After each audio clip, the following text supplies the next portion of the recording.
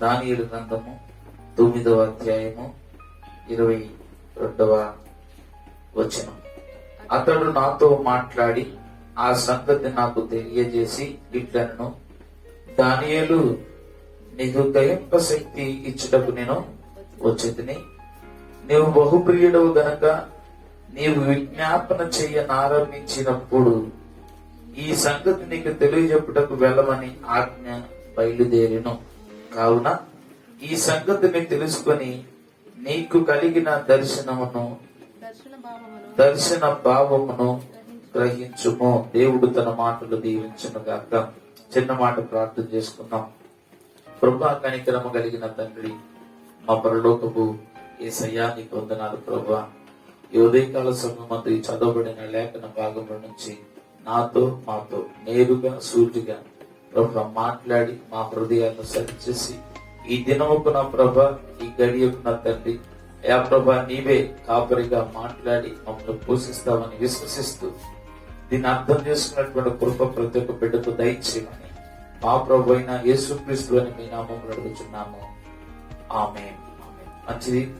దేవుని నామానికి మహిమ కలుగును గాక. 9 నిమిషాలు దేవుని యొక్క మాటలు మనం విందాం. ఈరోజు ఈ చదవబడిన లేఖన భాగంలో నుంచి ఈరోజు మన ధ్యానాంశం ఏంటంటే హృదయంలో ఒక ఉద్దేశం కలిగి ఉండుట. అంశం హృదయంలో ఒక ఉద్దేశాన్ని కలిగి ఉండుట. ఈ యొక్క వర్తమానంలో నుంచి, ఈ యొక్క వాక్య భాగంలో నుంచి కొద్ది నిమిషాలు మనం కొన్ని మాటలు మనం విందాం. దానియేలు గురించి మనం చదివితే, దానియేలు చక్కటి ప్రార్థనాపరుడు. అక్కడ దానియేలు గురించి మాట్లాడుతుంది, దానియేలు నువ్వు బహు ప్రియుడవు.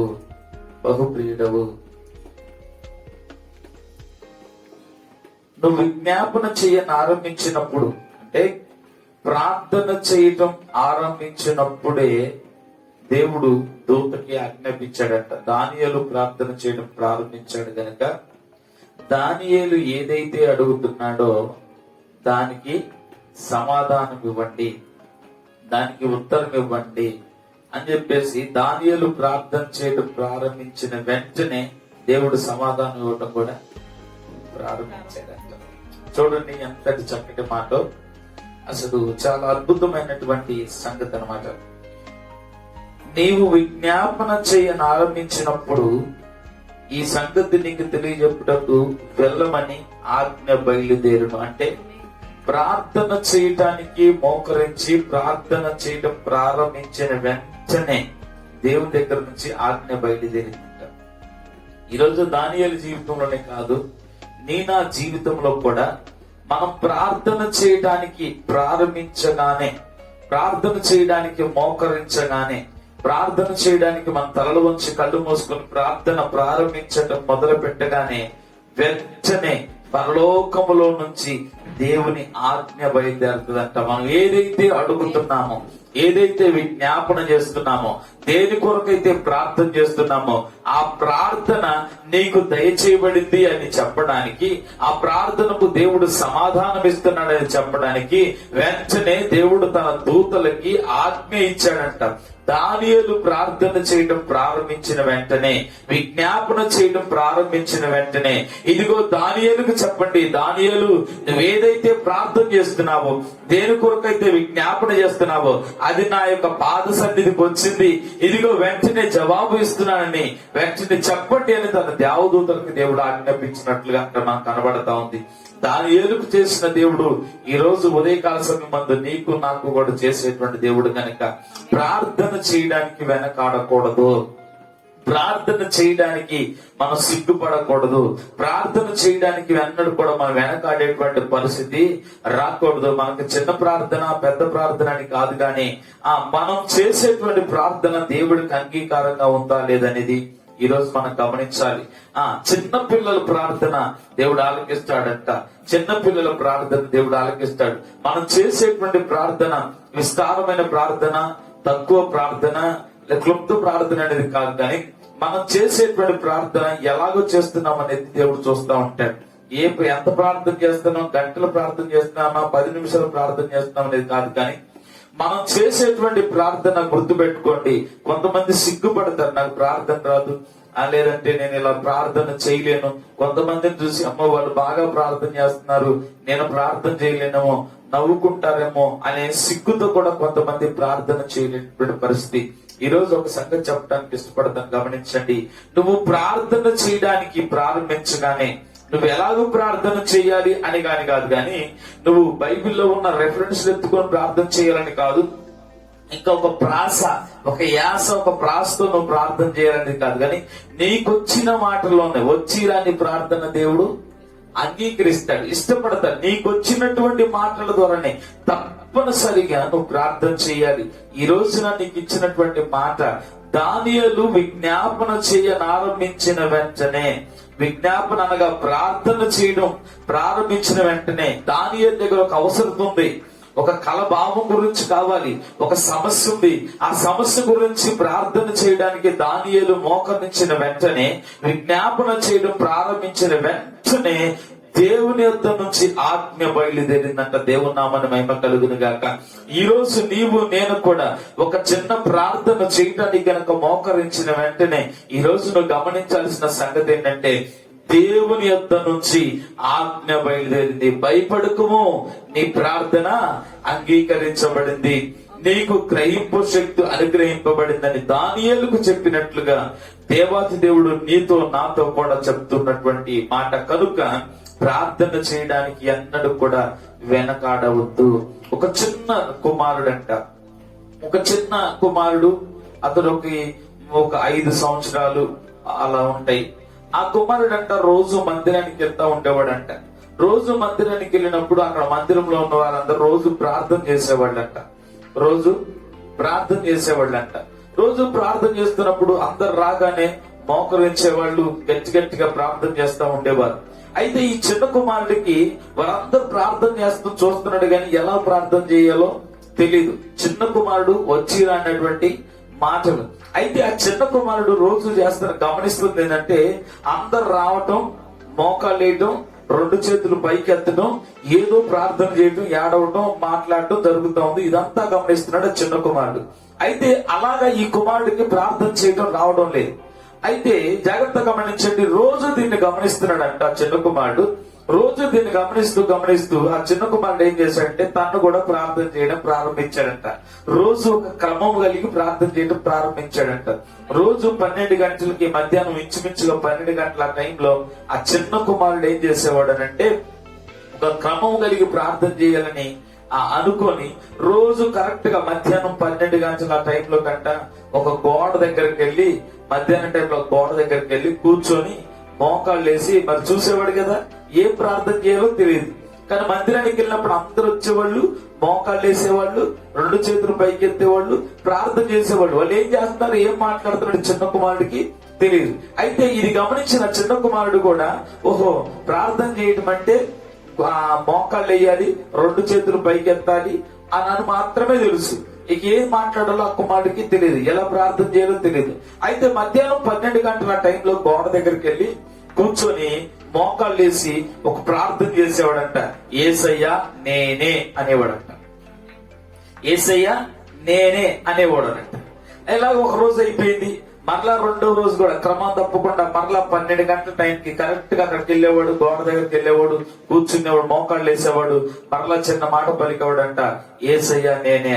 అలాగూ ఆ కుమారుడు చిన్నగా అలాగే రోజు యేసయ్యా నేనే. కరెక్ట్ గా 12 అవగానే కూర్చోవడం, ప్రార్థన చేయటం, యేసయ్యా నేనంటూ, అక్కడికి వెళ్ళడం, యేసయ్యా నేనంటూ, ఇలాగూ ప్రార్థన చేయడం ప్రారంభించిన తర్వాత ఒక నెల గడిచిపోయిన తర్వాత, 2 నెలలు గడిచిపోయిన తర్వాత ఇక ఆ కుమారుడు 12 అయిపోయింది, ఆ కుమారుడు కనపడలేదు.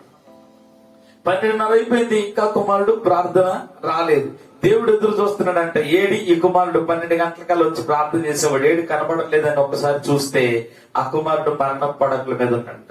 ఏ గోడ దగ్గరకైతే వెళ్ళి ప్రార్థన చేసేవాడో, ఏ గోడ దగ్గరికి వెళ్ళి కూర్చొని ప్రార్థన చేసి యేసయ్యా నేనే అనేవాడో, అక్కడికి వెళ్ళి ప్రార్థన చేస్తున్నప్పుడు ఆ రోజు నా గాలి తుఫాన్ రావటమో లేదంటే ఆ గోడ ఇదవటమో తెలియదు, కానీ ఆ గోడ ఆ కుమారుడు పైన పడి, ఆ కుమారుడు చనిపోయి హాస్పిటల్లో ఉన్నాడు. ఆ కుమారుడు హాస్పిటల్లో ఉన్నప్పుడు అది గమనించి యేసయ్య అదే టైంకి అక్కడికి వచ్చి చూసి అంటాడంట, నా కుమారుడా లే అన్నాడంట. దేవుడు నామని మహిమ కలుగును గాక. ఒక క్రమము కలిగి ఆ కుమారుడిని ప్రార్థన చేసినప్పుడు, ఒక క్రమము కలిగి ఆ కుమారుడిని అక్కడికి వచ్చి తనకొచ్చి అనేటువంటి మాటల చేత అక్కడికి వెళ్ళి ప్రార్థన చేసినప్పుడు, ఆ కుమారుడు ప్రార్థన విన్న దేవుడు, ఆ కుమారుడు ప్రార్థనని అలవాటు చేసుకున్నటువంటి దేవుడు, కరెక్ట్ గా ఈ సమయం కల్లా పలానా కుమారుడు పలానా దగ్గరకు వచ్చి ప్రార్థన చేస్తాడని దేవుడికి కూడా అలవాటు అయిపోయిందంట. అలవాటు అయిపోయిన తర్వాత కరెక్ట్ గా ఆ సమయం కల్లా దేవుడు కూడా సిద్ధంగా ఉండేవాడు. అంటే ఈ రోజు ఎటువంటి ప్రార్థన చేస్తాడు ఆసక్తిగా చూడండి. అదే సమయానికి ఆ కుమారుడు మరణించి మరణ పడకలో ఉన్నప్పుడు ఆ టైంలో దేవుడు వెళ్ళి ఆ కుమారుడిని ముట్టి లేపాడంట. ఏమని లేపాడంటే, నా కుమారుడా లే. ఎందుకు ఈ సంగతి చెప్పాను అంటే ఆ కుమారుడు పెద్ద ప్రార్థన చేయలే. ఆ కుమారుడు పెద్ద ప్రార్థన చేయలే. నమ్మో నాకు ప్రార్థన రాదని చెప్పి సిగ్గుపడలా. ఆ కుమారుడు ఒక క్రమము కలిగి ప్రార్థన చేశాడు. చేసిన ప్రార్థన కూడా దేవుడికి అంగీకారంగా ఉంది. ఆ చిన్న కుమారుడు చేసిన ప్రార్థన ఏంటి? యేసయ్యా నేనే అన్నాడు. అంతకంటే ఇంకో పెద్ద ప్రార్థన చేయలేదు. యేసయ్యా నేనే అని లేచి వెళ్ళిపోయేవాడు. చూడండి, అంత చిన్న ప్రార్థననే దేవుడు అంగీకరించిన దేవుడు నీ నా ప్రార్థన ఆలకించడా? అంగీకరించడా? కాబట్టి ఎవరు కూడా సిగ్గుపడకూడదు ప్రార్థన చేయడానికి, ఆలోచించకూడదు. ప్రార్థన చెయ్యనగానే వెంటనే నేను చేస్తా అని చెప్పేసి పోటీ పడేటువంటి ఆ తత్వము మన జీవితంలోకి రావాలి. ఎందుకు అనంటే, నువ్వు ప్రార్థన చేయటం ప్రారంభించిన వెంటనే, నువ్వు దేని కొరకైతే విజ్ఞాపన చేయడం ప్రారంభిస్తావో వెంటనే దేవుని యొద్ద నుంచి ఆజ్ఞ బయలుదేరింది అని దేవుని యొక్క వాగ్దానాన్ని నువ్వు నమ్మాలి. ఎందుకంటే మాట ఇచ్చిన దేవుడు నమ్మదగిన దేవుడు. మాట ఇచ్చిన దేవుడు, ఆజ్ఞ ఇచ్చిన దేవుడు, వాగ్దానం చేసిన దేవుడు మాట తప్పేటువంటి దేవుడు కాదు. దానియేలుతో అంటున్నాడు, దానియేలు విజ్ఞాపన చేయడం ప్రారంభించిన వెంటనే దూతకు ఆజ్ఞాపించట, దూతలారా ఇదిగో నా కుమారుడు ప్రార్థన చేయడం ప్రారంభించాడు కాబట్టి వెంటనే ఆయనకు కావలసినది కూడా ఇవ్వండి. వెళ్ళి పరిచారకులను పంపాడట. దూతలు మనకు పరిచారకులు. ఆమేన్. దూతలు మనకు పరిచారకులు అంట. మనం ప్రార్థన చేయడం ప్రారంభించిన వెంటనే దేవదూతలు వచ్చి మనకు పరిచర్య చేయడం ప్రారంభిస్తూ ఉంటాయి, మనకు అవసరతలు తీర్చడం ప్రారంభిస్తూ ఉంటాయి. ఈ రోజున నువ్వు కూడా ప్రార్థన చేయడం ప్రారంభించిన వెంటనే దేవుడు అనేకమైనటువంటి గొప్ప సంగతులు నీకు బయలుపరుస్తాడు. అనేకమైనటువంటి ఆశీర్వాదాలు నీ కొరకు దాచి ఉంచాడు గనక వాటిని నీ కొరకు దేవుడు పంపించేటువంటి దేవుడు కనుక ప్రార్థన అనేది చాలా ప్రాముఖ్యమైన సంగతి. ప్రార్థన చేయడానికి వెనకాడొద్దు. ప్రార్థన చేయడానికి నా ప్రార్థన రాదు, నాకు చిన్న ప్రార్థన వచ్చు, పెద్ద ప్రార్థన వచ్చు, నా నోరు తడబడిద్ది, నాకు నత్తి లేదంటే నవ్వుతారేమో అనేటువంటి సిగ్గు, భయం, అమ్మో ఎంతమంది అని చెప్పి ఎంతమందిలో ప్రార్థన చేయాలా అనే భయము నీ జీవితం ఉండటానికి, ఒక క్రైస్తవుడికి అటువంటి ఆలోచన రావడానికి వీలు లేదు. కాబట్టి ఈ రోజున హృదయంలో ఒక ఉద్దేశాన్ని కలిగి ఉండాలి. దేవుని కొరకు నేను బ్రతకాలి, దేవుని కొరకు ప్రార్థన చేయాలి, అనేకుల కొరకు, మనుషుల కొరకు, రాజుల కొరకు, అధికారుల కొరకు నేను ప్రార్థన చేయాలి అనే ఒక ఉద్దేశాన్ని నువ్వు కలిగి ఉంటే నీ జీవితంలో గొప్ప కార్యం చేస్తాడు.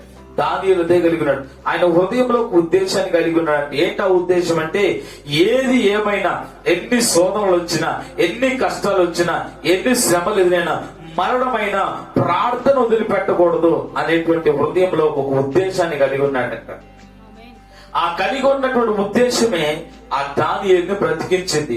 ఒక రోజున ఆ రాజస్థానంలో అందరూ చెప్పినటువంటి మాటలను బట్టి అక్కడ ఉన్నటువంటి వారందరూ అధికారులను బట్టి అన్నారంట, ఇగో ఈ దేశంలో ప్రార్థనలు జరగడానికి వీలు లేదు, ఈ బయలుదేవతలు తప్ప వేరొక దేవుళ్ళకి మొక్కడానికి వీలు లేదు, కాబట్టి ఎవరైనా ప్రార్థన చేస్తే, ఎవరైనా మందిరాలకు వెళితే వాళ్ళని సింహాల భూమిలో వెయ్యండి అని చెప్పేసి రాజాజ్ఞ బయలుదేరింది.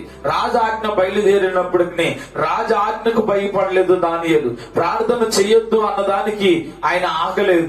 ఆయన ఏం చేశాడు అంటే, రాజు ఏం చేసినా పర్వాలేదు, రాజు చంపేస్తే చంపేస్తాడు, మహా అయితే ప్రాణం తీయగలడు అంతే, కానీ దాని తర్వాత ఏమీ చెయ్యలేడు. కాబట్టి నా ప్రాణ ఆత్మ దేహములన్నీ కూడా దేవుని స్వాధీనంలో ఉన్నాయి కనుక ప్రార్థన చేయకుండా చచ్చిపోవడం కంటే ప్రార్థన చేసి దేవునికి అంగీకారంగా చచ్చిపోవడం మంచిది అనుకున్నాడు దానియేలు.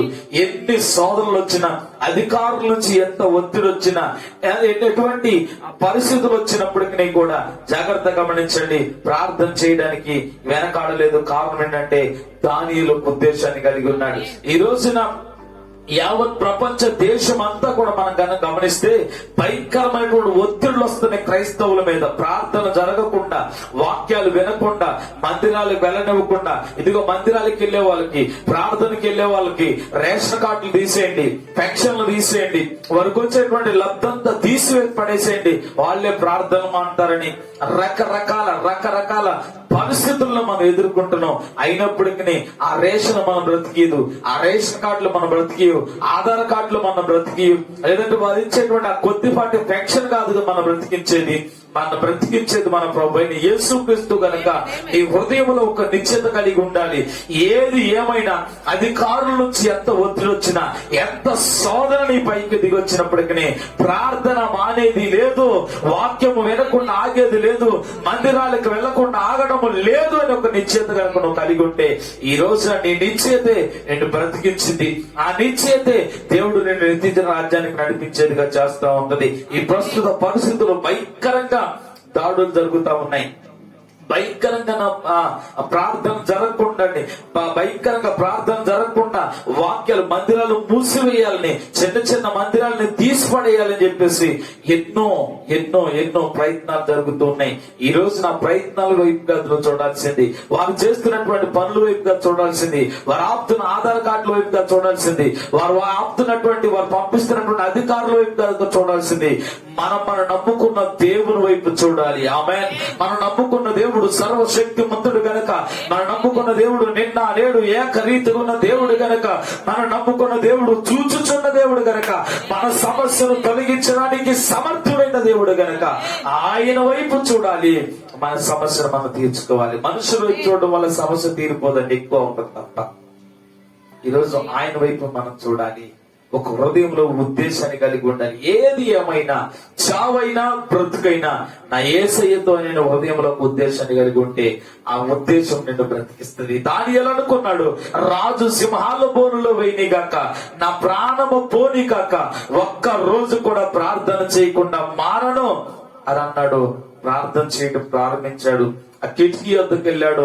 కిటికీ ద్వారం యెరూషలేము వైపు, అక్కడికి ద్వారము తెలిసి చేతులెత్తి ప్రార్థన చేయడం ప్రారంభించిన తర్వాత దూరంగా ఉండి ఎవడొకడు చూస్తున్నాడంట. చూసి, రాజా, దానియేలుకి ఎంత పొగరో చూసావా? దానియేలుకి ఎంత పొగరో చూసావా? ఇలాగా ఎక్కించే వాళ్ళు చాలా మంది ఉంటారండి. ఇక్కడ మాటలు అక్కడ చెప్పేవాళ్ళు చాలా మంది ఉంటారు. ఒకడు మంచి చేస్తుంటే దాన్ని తప్పుగా వక్రీకరించి చెప్పేటువంటి వారు అనేక మంది ఉంటారు.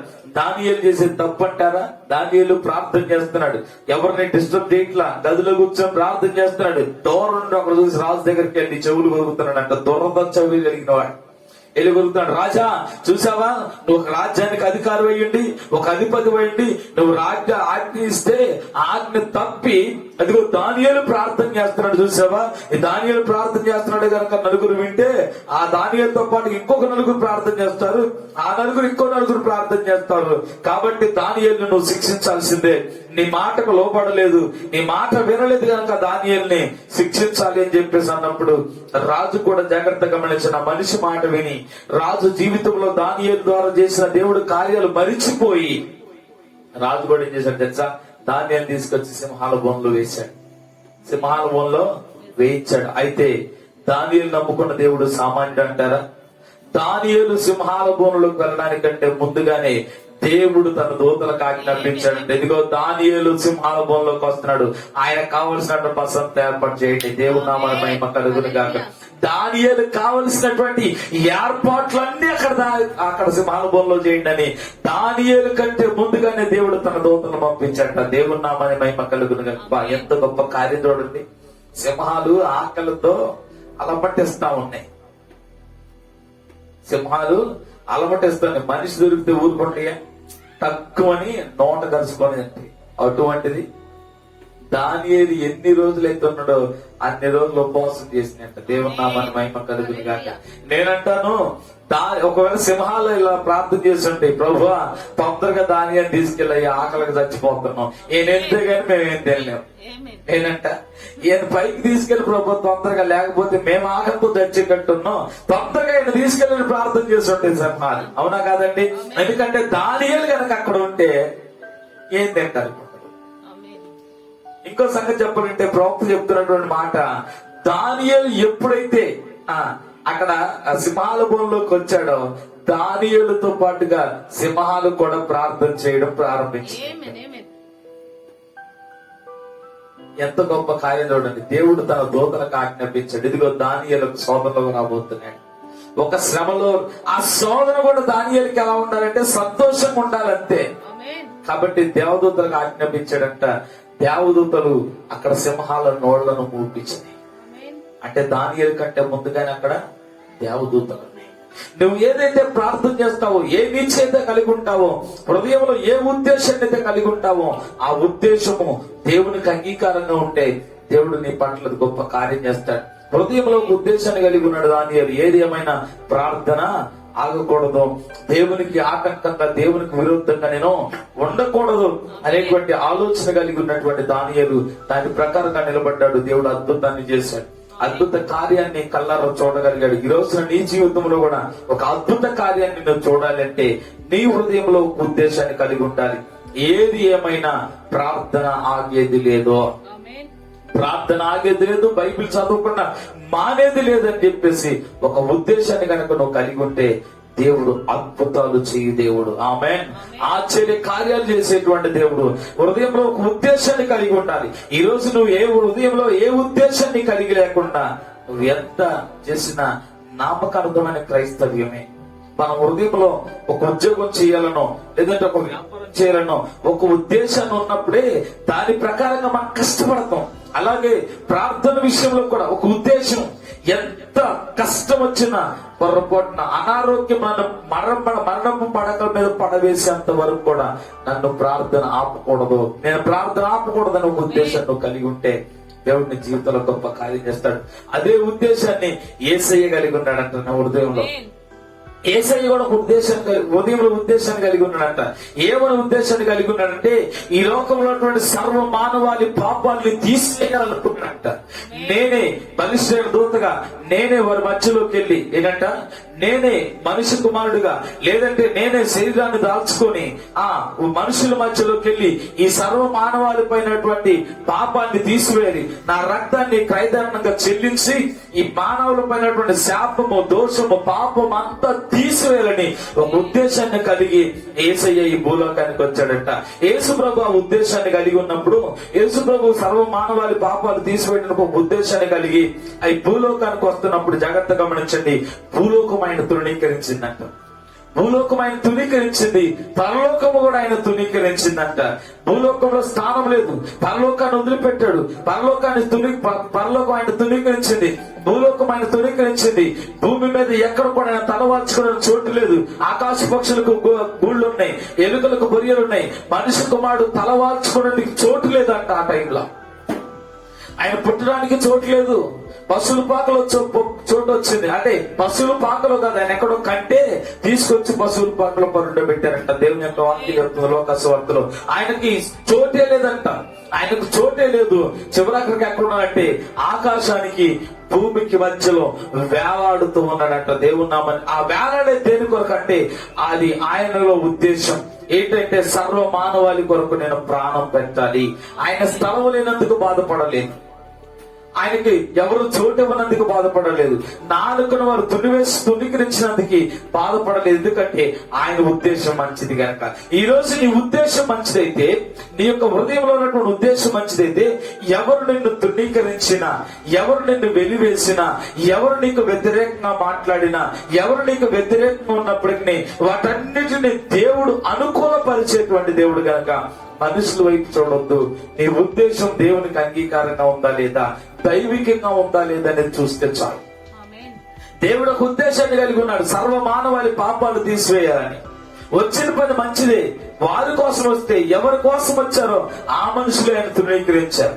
ఈ భూలోకంలో ఎవరైనా అంగీకరించారండి? ఎవ్వరూ అంగీకరించలేదు. చివరాఖరికి ఏ మనుషుల కోసం అయితే వచ్చారో ఆ మనుషులు యేసు ప్రభువును సిలువేశారు. అవునా కాదు? ఆయన ఉద్దేశం మంచిది. అలాగే శేబాదేశపు రాను కాముందంట. శేబాదేశపు రాణి కూడా హృదయంలో ఒక ఉద్దేశాన్ని కలిగి ఉందంట. ఏమని కలిగి ఉందంటే ఆమెకి ఆమె నోట, వాళ్ళ నోట, వీళ్ళ నోట ఒక ఆలోచన, ఒక వర్తమానం అందిందంట. ఏమనంటే ఆ సొలొమోను ఒక మంచి దేవాలయాన్ని కట్టాడు. ఒక అందమైనటువంటి సుందరమైన దేవాలయాన్ని కట్టాడు. ఆ దేవాలయం ఎంత బాగుంటదంటే ఒక్కసారి వెళ్ళి చూస్తే చాలు జన్మధన్యం అనేటువంటి రీతిలో ఆమె దగ్గర వర్ణనలు జరిగినాయంట. ఆ మందిరాన్ని గురించి, సొలొమోను కట్టినటువంటి మందిరాన్ని గురించి, దాని యొక్క పేరు ప్రఖ్యాతుల గురించి, దాని కొరకు ఎటువంటి కలపను వాడారో, ఎటువంటి వస్తువులను వాడారో, వాటన్నిటి గురించి ఆ షాబా దేశపు రాణికి చెప్పడాన్ని బట్టి ఆమె హృదయంలో ఒక ఆలోచన కలిగి ఉన్నది. ఏమంటే ఎలాగైనా సరే ఆ సొలొమోను కట్టినటువంటి దేవాలయాన్ని నేను దర్శించాలి అని అనుకుందంట. ఆ సొలొమోను కట్టినటువంటి దేవాలయం ఉన్న ప్రాముఖ్యత ఏంటంటే, సొలొమోను దేవుని దగ్గర ఒక వాగ్దానం పొందుకున్నట్టు, అయ్యా నేను కడుతున్నటువంటి మందిరంలో తప్పనిసరిగా నీ మహిమ ఉండాలి. అందుకోసమే బైబిల్ వాక్యం చెప్తుంది, ఈ స్థలమందు చేయబడు ప్రార్థనపై నా కను దృష్టి ఉంచుతానని సొలొమోనుకి దేవుడికి వాగ్దానం చేశాడంట. దేవుడు వాగ్దానం చేశాడంట సొలొమోనుకి, ఈ స్థలమందు చేయబడి ప్రార్థనపై నా కన్ను దృష్టి ఉంచుతానని దేవుడు వాగ్దానం చేశాడు. సొలొమోను, నువ్వు కట్టిన మందిరంలో ఎవరైతే వచ్చి ప్రార్థన చేస్తారో, ఎవరైతే రోగులై ఉన్నారో, ఎవరైతే సమస్యలతో బాధపడుతున్నారో, వాళ్ళు వచ్చి కనుక అక్కడ ప్రార్థన చేస్తే వారికి సమస్తమును దయచేస్తానని చెప్పేసి సొలొమోనుకు వాగ్దానం ఇచ్చాడు. కనుక ఆ వాగ్దానం బట్టి అక్కడ నూతనమైన చక్కటి మందిరము కట్టబడింది. ఆ మందిరం యొక్క పేరు ప్రఖ్యాతులు, దాన్ని కట్టిన విధానము షాబా దేశపురాన్ని ఆకర్షించింది. ఎలాగైనా సరే అక్కడికి వెళ్లి కలవాలి, ఆ మందిరాన్ని చూడాలి, ఆ మందిరం యొక్క ప్రాముఖ్యత, ఆ మందిరం యొక్క విశిష్టతను నేను చూడాలనుకుంది. ఆమె అనుకుని ఉద్యమంలో ఉద్దేశాన్ని కలిగి బయలుదేరిందంట ఆ షాబా దేశపు రాణి సొలొమోను దేవాలయాన్ని చూడడానికి. సొలొమోను యొక్క దేవాలయాన్ని చూడడానికి వెళ్ళినప్పుడు ఆమె ఒంటరి మహిళ ఒంటరిగానే ప్రయాణం ప్రారంభించిందంట. కొన్ని వందల మైళ్ళ దూరం నుంచి ప్రయాణం జరుగుతుందంట. ఉదయం అంతా ప్రయాణం చేస్తా ఉంది.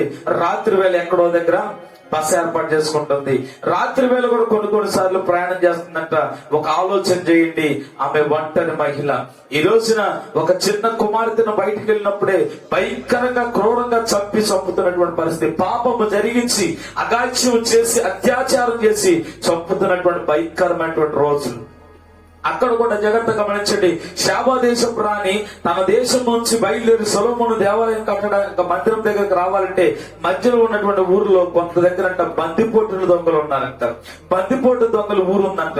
ఆ బందిపోటుల దొంగల దగ్గర ఆ ఊరు దాటుకుని రావాలి. ఒక దేశపు రాణి ఆమె అయినప్పటికీ ఆమె హృదయంలో ఉన్న ఉద్దేశం ఏంటంటే, నేను ఏమైనా పైన లేదు, మందిరాన్ని చూడాలి.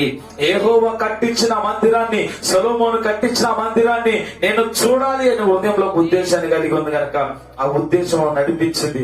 భయంకరమైన పరిస్థితుల్లో నుంచి, భయంకరమైనటువంటి ఉపద్రవాల్లో నుంచి, భయంకరమైనటువంటి మనుషుల్లో నుంచి, భయంకరమైనటువంటి క్రూర మృగాల్లో నుంచి, భయంకరమైనటువంటి జంతువుల మధ్యలో రాత్రి అనక పగలనక ఆమె ప్రయాణం చేస్తూనే వచ్చిందంట. కారణం ఏంటో తెలుసా? ఆమె హృదయంలో ఉన్నటువంటి ఉద్దేశం ఆమెను ఆపలేదు. ఆమె హృదయంలో ఉన్న ఉద్దేశం, ఆమె హృదయంలో ఉన్నటువంటి తపన, ఎలాగైనా సరే మందిరాన్ని చూడాలి అనే కోరిక, ఆమె ఎన్ని శోధనలు ఆమెకు ఎదురైనప్పటికీ అవేవి కూడా ఆమెను ఆపలేదంట. కారణం ఏంటంటే ఆమె హృదయంలో ఉన్న ఆ యొక్క కోరిక, ఆ ఉద్దేశం. ఈ రోజు నిన్ను ఏది ఆటంకపరచదు. నువ్వు ప్రార్థన చేయాలి నా హృదయంలో నువ్వు అనుకుంటే, మందిరానికి వెళ్ళాలి, ఈ రోజు వాక్యం వినాలి, ఎలాగైనా సరే నేను మందిరానికి వెళ్లాల్సిందే, ప్రార్థన చేయవలసిందే, వాక్యము చదవాల్సిందే అని నువ్వు ఎప్పుడైతే నీ హృదయంలో బలంగా అనుకుంటావో, ఒక ఉద్దేశాన్ని కలిగి ఉంటావో, ఇంక ఏది నిన్ను ఆపదు. అనుంటారు షాబా దేశపు రాణి, అమ్మ నువ్వేమో రానివి, ఒక్కదాని వెళ్తున్నావు, ఎన్ని అపాయాలు వస్తాయని మొదలుగా కుటుంబ సభ్యుల నుంచి వ్యతిరేకతలు వచ్చి ఉండొచ్చు. అయినా ఆమె ఉద్దేశాన్ని మార్చుకోలేదు. కాబట్టి ఆమె ఏది ఏమైనప్పటికీ ఆ ఉద్దేశం, ఆమె హృదయంలో ఉద్దేశాన్ని కలిగి ఉంది. ఆ ఉద్దేశాన్ని ప్రకారంగా బయలుదేరింది. దేవుని పైన భారం వేసింది. ఎన్నో శ్రమలు దాటుకుంటూ, ఎన్నో ఊర్లు దాటుకుంటూ, ఎన్నో రకాల మనుషులు దాటుకుంటూ, ఎన్నో రకాల సమస్యలు దాటుకుంటూ ఆమె అనుకున్నటువంటి ఉద్దేశం సొలొమోను మందిరాన్ని చూడాలి, కట్టిన మందిరాన్ని చూడాలనుకుంది. వచ్చింది, ఆ సొలొమోను మందిరాన్ని దర్శించింది. దాని యొక్క పేరు ప్రఖ్యాతలను గురించి వివరించి తెలుసుకుంది. ఒక చక్కని ప్రార్థన చేసుకుని ఆమె దేవుని యొక్క కృపను పొందుకుంది. ఈ రోజున నీవు నేను దేవుని యొక్క కృపను పొందుకోవాలంటే ఈ రోజు కూడా నీ హృదయంలో ఉద్దేశాన్ని కలిగి ఉండాలి. ఒక ఉద్దేశం కలిగి ఉండాలి. ఏ ఉద్దేశం లేకుండా నువ్వు సరిగ్గా క్రమంగా ప్రార్థన చేయలేవు. సరిగా క్రమంగా వాక్యం కూడా చదవలేవు. జాగ్రత్తగా గమనించండి. నీకు ఒక ఉద్దేశం ఉంటేనే, నేను ఇంజనీరింగ్ అవ్వాలనో, లేదంటే నేను డాక్టర్ అవ్వాలనో, లాయర్ అవ్వాలనో, లేదంటే నేను ఫలానా అవ్వాలని నీ హృదయంలో ఒక ఉద్దేశం ఉంటుంది. కాబట్టి ఆ ఉద్దేశం నీలో ఉంది కాబట్టి ఎంత కష్టమైనా చదువుకుంటున్నావు, ఎంత కష్టమైన కాలేజీలకు వెళ్తున్నారు, ఎంత కష్టమైన స్కూల్కి వెళ్తున్నారు. మాస్టర్ కొట్టినా తిట్టినా, ఎంత సమస్య ఎదురైనా, ఒక్కోసారి ఫెయిల్ అయినా మరలా రాసి మరలా ఎందుకు కాలేజీకి వెళ్తున్నాం, ఎందుకు చదువుకుంటున్నాం, ఇన్నెస్ బుక్స్ ఎందుకు మనం ప్రిపేర్ చేస్తున్నాం, ఎందుకు మోస్తున్నాం అంటే మన హృదయంలో ఒక ఉద్దేశం ఉంది. ఏమని? నేను లాయర్ అవ్వాలనో, డాక్టర్ అవ్వాలనో, యాక్టర్ అవ్వాలనో ఏదో ఉంది కనుక, ఆ ఉద్దేశం హృదయంలో ఉంది కనుక దాని ప్రకారం మనం కష్టపడుతున్నాం. అలాగనే ఒక క్రైస్తవుడిగా బ్రతుకుతున్న మనము కూడా మన హృదయంలో ఒక ఉద్దేశం ఉండాలి. ఏది ఏమైనా నేను క్రీస్తు కొరకు బతకాలి, ఏది ఏమైనా నేను క్రీస్తు సారూప్యంలోకి మారాలి, ఏది ఏమైనా ప్రార్థన ఎడతెక్కక ప్రార్థన చేయాలి, విసుకక ప్రార్థన చేయాలి, కన్నీటి ప్రార్థన చేయాలి, ఉపవాస ప్రార్థన చేయాలి, విజ్ఞాపనలు చేయాలి, యాచనలు చేయాలి, నిత్యము దేవుని యొక్క మందిరంలో కనబడాలి అనేటువంటి ఉద్దేశం కనుక ఈ రోజు ఉదయకాలం మందు నీకుంటే ఆ ఉద్దేశమే నిన్ను నడిపించింది. ఎన్ని శ్రమలు శోధనలు ఎదురైనా, ఎన్ని కష్టాలు ఎదురైనా, ఎన్ని వ్యతిరేకతలు వచ్చినా నీ హృదయంలో ఉన్న ఉద్దేశమే నిన్ను నడిపిస్తుంది. ఈరోజు వాక్యం వింటున్న ప్రియ సహోదరి సహోదరులారా, దానియేలుని ఆ ఉద్దేశమే, హృదయంలో తన ఉద్దేశమే సింహాలలోకి నడిపించేటట్లుగా చేసింది. యేసుక్రీస్తుకు తన హృదయంలో ఉన్న ఉద్దేశమే నీ కొరకు నా కొరకు ప్రాణం పెట్టేదిగా చేసింది. శాబాదేశపు రాణికి ఉన్న హృదయంలో ఉద్దేశమే ఆ సొలొమోను దేవాలయాన్ని చూడగలిగేటట్లుగా చేసింది. ఈ రోజు నీవు నాకు ఒక ఉద్దేశము, నీకు నాకు ఉన్నటువంటి హృదయంలో ఆ ఉద్దేశమే యేసయ్యను చూసేట్టుగా చేస్తుంది, యేసయ్యతో పాటు ఉండేట్లుగా చేస్తుంది, యేసయ్యతో పాటు ఆయన కుడి పార్శ్వమున కూర్చున్నట్లుగా చేస్తుంది. ఏ హృదయంలో ఉద్దేశం లేకుండా నువ్వు రోజున ఉండొద్దు. హృదయంలో ఉద్దేశాన్ని కలిగి ఉండు, ఒక తలంపు కలిగి ఉండు, ఒక నిర్ణయాన్ని కలిగి ఉండు. ఏది ఏమైనా కరువు వచ్చినా, ఉపద్రవం వచ్చినా, ఏది ఎన్ని వ్యతిరేకతలు వచ్చినా, ఎటువంటి ఒత్తిడి నాపై పడున్నా ఏ మాత్రం కూడా దేవునికి వ్యతిరేకంగా నేను బ్రతకకూడదు, దేవునికి ఒక్క క్షణం కూడా దూరంగా ఉండి నేను బ్రతకలేను అనే ఒక ఉద్దేశాన్ని కనుక నువ్వు కలిగి ఉంటే దేవుడు నీ ఎడలు గొప్ప కార్యం చేస్తాడు. దేవుడు నీ ఎడల గొప్ప కార్యం చేస్తాడు. కనుక ఈ రోజు హృదయంలో ఉద్దేశాన్ని కలిగి ఉంటూ దేవుడు కృపను పొందుకో, దేవుని యొక్క ఆశీర్వాదాలు పొందుకో. దేవుడు అంటే కృప దేవుడు మనందరికీ దయచేయను గాక. ఆమేన్.